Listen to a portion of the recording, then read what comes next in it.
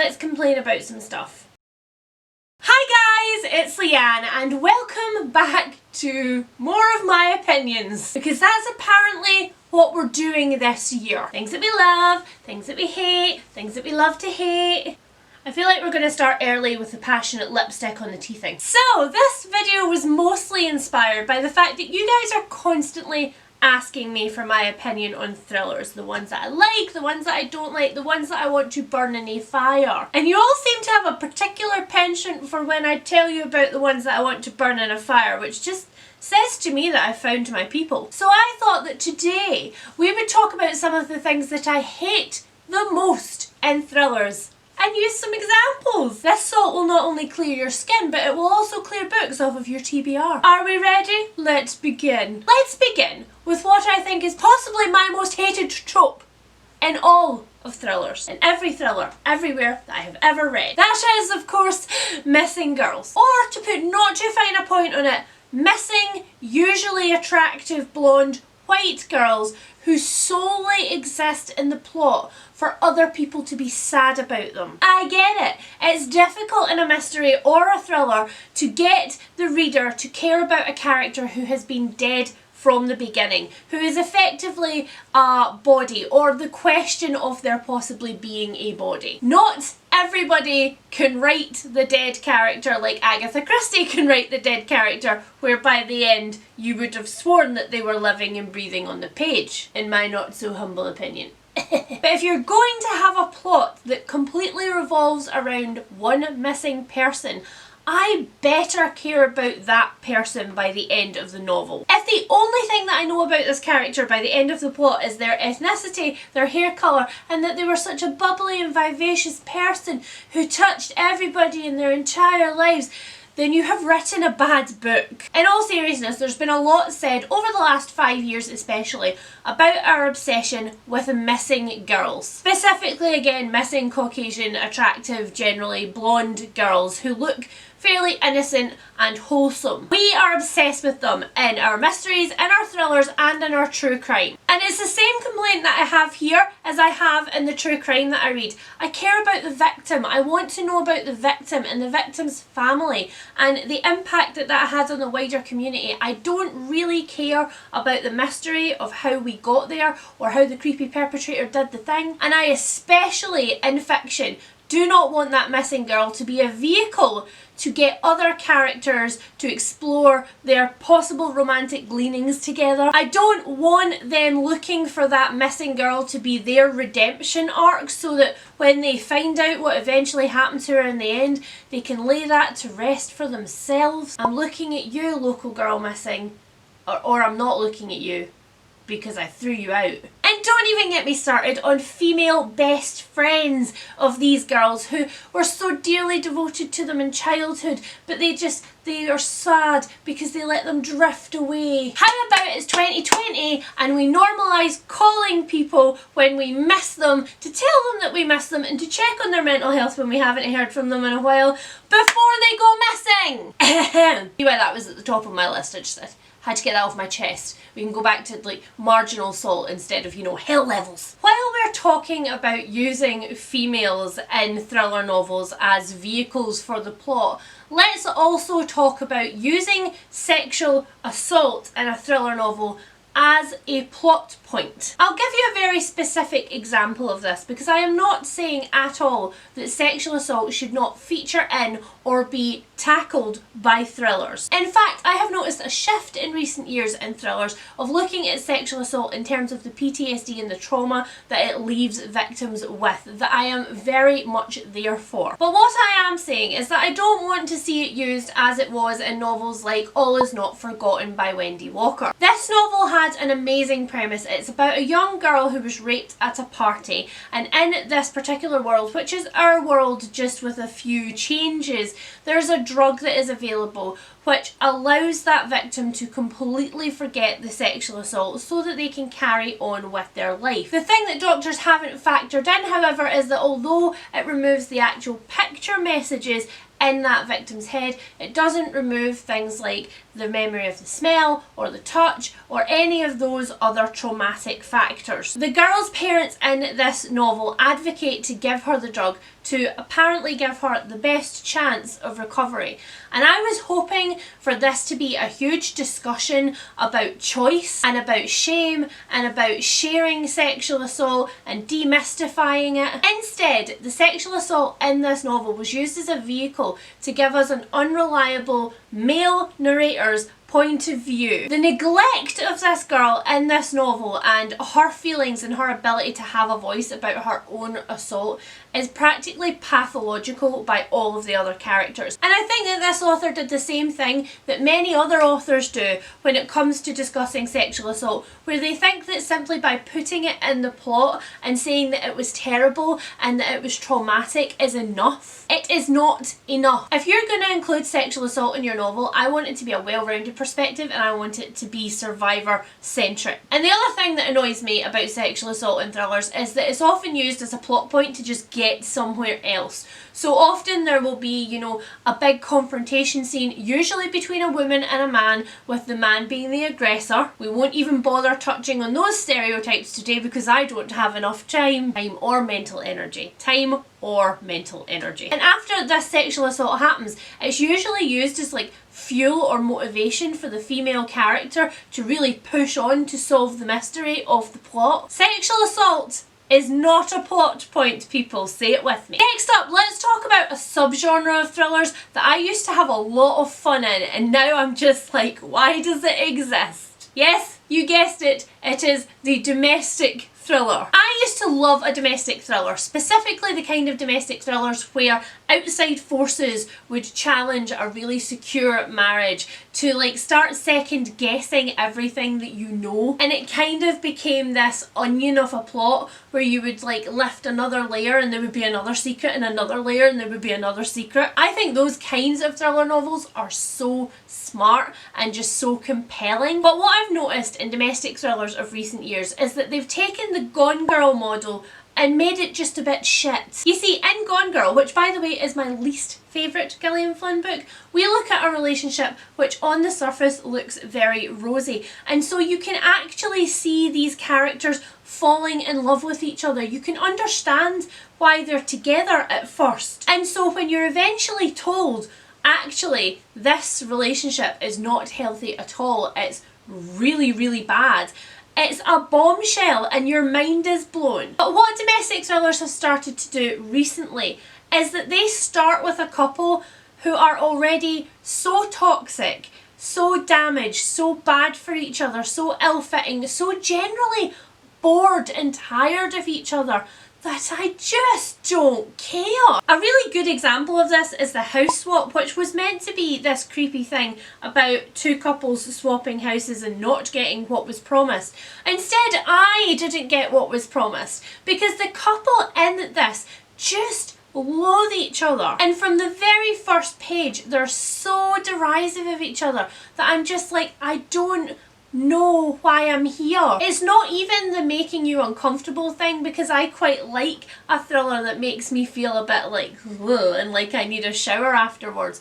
It's just plainly that these people hate each other and they're boring me. Like, they're bored of each other and now they're boring me. If I can't buy that the two people in your domestic thriller were ever inclined to like each other, then I'm not fundamentally going to buy the premise of your plot. Can we write more domestic thrillers about healthy relationships which are challenged? You know, it doesn't even need to be totally healthy, but can it just not make me exhausted from the first page? Next up, we have my biggest peeve of all the pet peeves, and that is when in a thriller the characters who you've been following along for the entire novel, you're completely invested in, you understand their motivations for everything, you're rooting for them, suddenly become out of character, they drop all believability just for the convenience of the plot. I have a strong suspicion with this one that generally what happens is a writer has a roadmap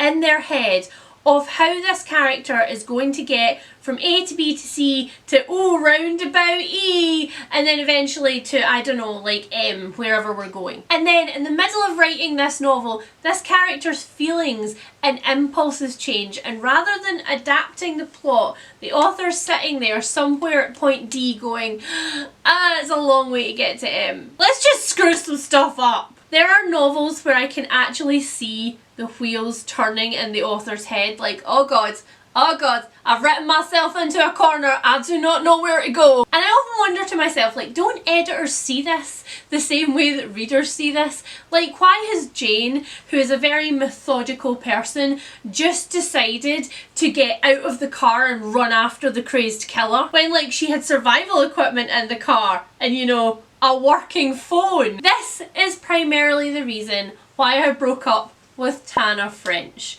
Because I love Tana French's writing, I love her plots, and I love that her books are like, they're so long, right? Tana French's books are absolute bricks, but throughout them, you really get to live in the character that she's creating. You get to not only experience the mystery plot, but you get to experience like the everyday of the person who's trying to solve it, who has their own freaking problems. At the end of every single book, in order to provide a twist which, by the way, I'm not entirely sure needed to be there in any of the three that I read in her Dublin Murder Squad series. In order to provide a twist, her characters press a self-destruct switch. Previously calm and together characters who throughout this whole book I have understood just suddenly make a decision that I'm like, but why? And now look where we are. Wasn't that good of you? And that's why this one is so particularly annoying. It's because it always happens towards the end of a book, like in the latter half of the last third of a book, where we're kind of wrapping up all of the plot stuff, and then it's like BAM! Every good feeling you had about that book has now been tainted by this really dodgy ending. Like, can you just not? Can you not? Conversely, one of the other things that annoys me so much in thrillers is when we have a character who makes poor decisions and that is the only thing we know about them. The entire plot is strung together by this character's absolute inability to make any kind of logical decisions. They're the person in the horror movie who gets killed off and you're actually really pleased. Like, you saw it from the start, you were just waiting for it, and now we can get on with the rest of the plot with the characters that we actually care about. A really, really sad recent example of this for me is Anything You Do Say by Gillian McAllister, which is a sliding doors thriller, which is not an awful book. It is not an awful book in any sense of the word. The writing is great, the actual plot is very suspenseful, it's very atmospheric, but the main character in both versions of the story, with each choice, is just so dumb. She makes so many terrible freaking decisions, and quite a lot of the time I judge myself for this one because I'm like, is it that I am just such like a logical and strike while the iron's hot person? And then I remind myself that I have not always made great decisions in my life while in a state of pure panic, but I have never at any point in my life chosen as many stupid things as Joanna did in this novel. I have never been solely responsible for a piece of information that could bring down secret societies around the world and have written it down somewhere and like put it in my dresser with my tampons. Who am I kidding? Tampons are uncomfortable, we don't own those. I have never, knowing that I am alone in the woods with a killer, become so cold that I've decided to start a fire in a dark wood. I have never not checked that I had the right keys when getting to my car was life or death. So I have absolved myself of my judgment in this area and have just decided that poor decision making in thrillers is just lazy. Which brings me to a minor point that I'm just gonna like drop in there and move on to, because I don't have a specific example, because I feel like I would be here all freaking day. Like, it's not actually that I don't have an example, it's that I have too many examples. This particular thing that I hate, of course, is coincidences in thrillers. So here's the thing. Coincidences do happen in real life. Sometimes you are just walking into that room just in time to overhear that one specific piece of information that unlocks a whole field of knowledge. Sometimes you do accidentally pick up the wrong bag of two bags that look very similar. Sometimes you do actually bump into people that you haven't seen in like 20 years at a very convenient point. But the problem is that although coincidences happen in real life, they are very difficult to pull off on the page. The amount of times that I've been reading a thriller and we're like halfway through, we're going at a good clip and I'm thinking, how is the character going to get this piece of knowledge? How is the character going to find this out? And then they coincidentally happen to find a diary that was hidden up until this point, or they overhear somebody who has been very circumspect up until this point. I feel like the primary function of a writer in a thriller is to do unexpected things. That doesn't always have to be big, grandiose, massive plot twists or reveals that you have been reading a book one way and then realising that it's from a completely different perspective. They don't have to be huge, groundbreaking things, but they have to make you feel like they're a little bit cleverer than you. So you get to the end of a thriller, and if you're like me and you don't want to know until you get to the end, you're like, when the big reveal happens. Or, you know, you can be like other normal people who like to try and put together the mystery as you go along, and you have to feel like an author's one step in front of you. I want thrillers that make me feel dumb, that make me feel like, not that make me feel duped. You know? Next up we have a thing that might just be an issue with me and thrillers that cross genres. So specifically I'm talking about thrillers that kind of have one foot in literary fiction. I've expressed before quite often on this channel that I really love place as character. So I really love it when a house or, you know, I don't know, a cruise ship or a town becomes part of the plot and it becomes such a living, breathing entity that is almost as important to you and almost as well known to you as the inside of a character's head. What I don't love in thrillers, however, is atmosphere in place of plot. This usually happens for me with novels like The Silent Companions.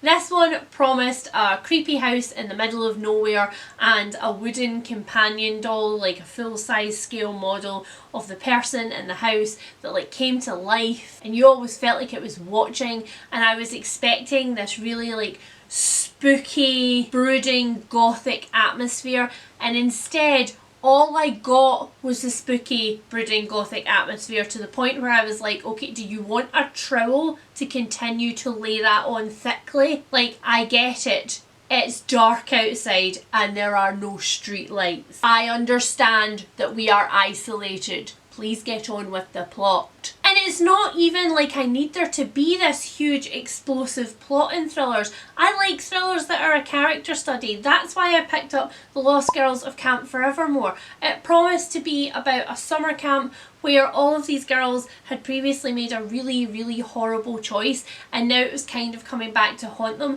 but in a way where we jumped through each girl's point of view and we learned a little bit more. Instead, every time we switched to a new girl's point of view, the parts about the camp were so flowery and overwritten that when we finally got to the twist, I was like, I don't care. That's also how I felt about The Doll Funeral, which was set up to be this huge sort of 1 foot in horror, 1 foot in thriller, 1 foot in literary fiction. That's too many feet, but you get what I mean. And instead, it was so flowery and so atmosphere heavy that I actually had no idea what was going on for like great big chunks of this novel. Atmosphere shouldn't be there in place of content. It should be there to make the content more vibrant. And finally we come to my last pet peeve, the last thing in thrillers which can just sink the entire novel for me. I like to call this pet peeve, woe is me. Or more specifically, characters who refuse to help themselves. So this is different from characters who make dumb decisions, because those characters are generally at least trying to get somewhere through the plot. They're trying to solve mysteries, they're just doing it really badly. In this case,